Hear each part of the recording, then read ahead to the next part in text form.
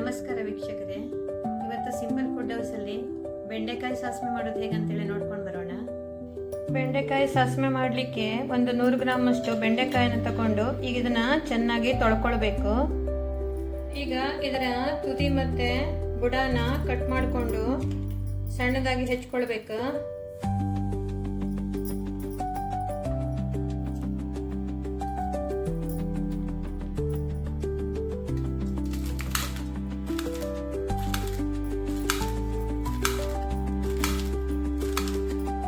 ಈ ತರ ಚಿಕ್ಕದಾಗಿ ಕೊಚ್ಕೊಳ್ಬೇಕು ಇದನ್ನ.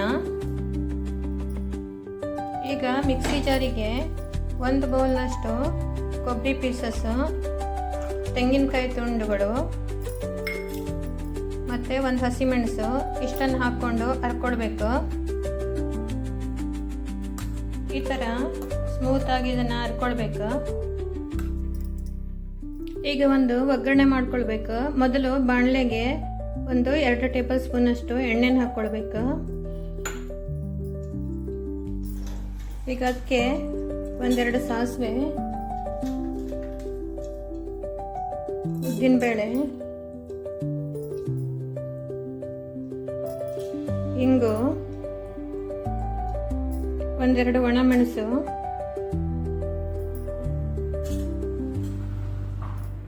2 ಕರಿಬೇವು ಇಷ್ಟನ್ನು ಹಾಕ್ಕೊಂಡು ಫ್ರೈ ಮಾಡ್ಕೊಳ್ಬೇಕು.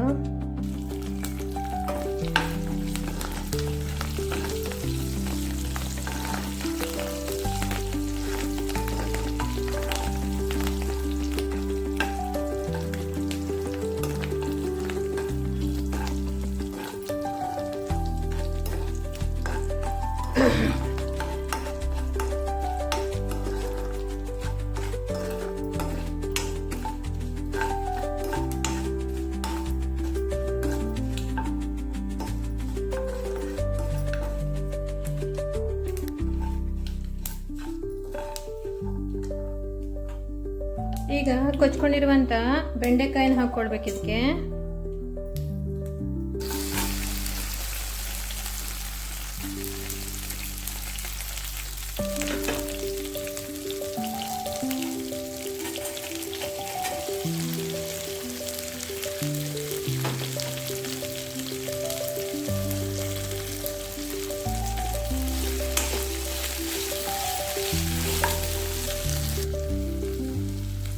ಈಗ ರುಚಿಗೆ ತಕ್ಕಷ್ಟು ಉಪ್ಪನ್ನು ಹಾಕ್ಕೊಳ್ಬೇಕು. ಹೀಗೆ ಫ್ರೈ ಮಾಡ್ತಾ ಹೋಗ್ಬೇಕು.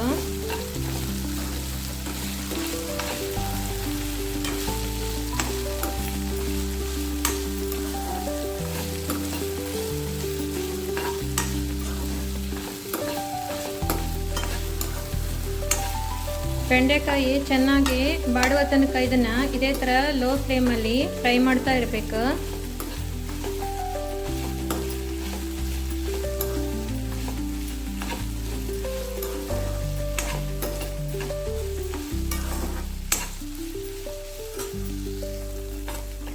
ಸಾಕು, ಇದು ಚೆನ್ನಾಗಿ ಫ್ರೈ ಆಗಿದೆ ಮತ್ತೆ ಬೆಂಡೆಕಾಯಿ ಚೆನ್ನಾಗಿ ಬಾಡಿದೆ. ಗ್ಯಾಸನ್ನು ಆಫ್ ಮಾಡ್ಕೊಳ್ಳೋಣ ಮತ್ತು ಇದನ್ನು ಸ್ವಲ್ಪ ಹೊತ್ತು ತಣಿಲಿಕ್ಕೆ ಬಿಡಬೇಕು.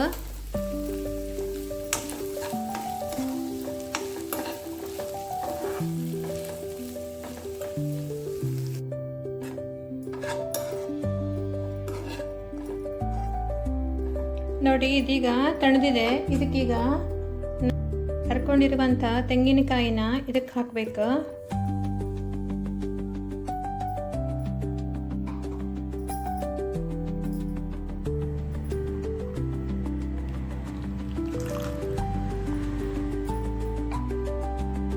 ಈಗ ಇದಕ್ಕೆ 1 ಬೌಲ್ನಷ್ಟು ಮೊಸರನ್ನು ಸೇರಿಸ್ಕೊಳ್ಬೇಕು.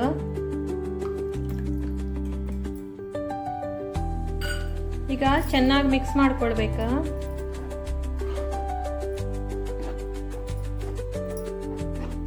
ಸ್ವಲ್ಪ ನೀರು ಬೇಕಂದ್ರೆ ನೀರನ್ನು ಸೇರಿಸ್ಕೊಳ್ಬೋದು.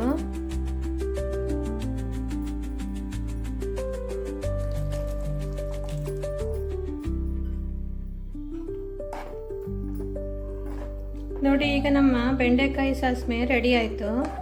ಇದು ಅನ್ನದ ಜೊತೆಗೆ ಊಟಕ್ಕೆ ತುಂಬ ರುಚಿಯಾಗಿರ್ತದೆ.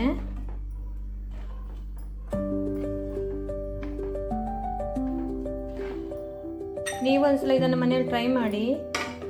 ಈ ವಿಡಿಯೋ ಇಷ್ಟ ಆದಲ್ಲಿ ಲೈಕ್ ಮಾಡಿ, ಶೇರ್ ಮಾಡಿ, ಸಿಂಪಲ್ ಫುಡ್ ಹೌಸನ್ನು ಸಬ್ಸ್ಕ್ರೈಬ್ ಮಾಡಿ. Thank you.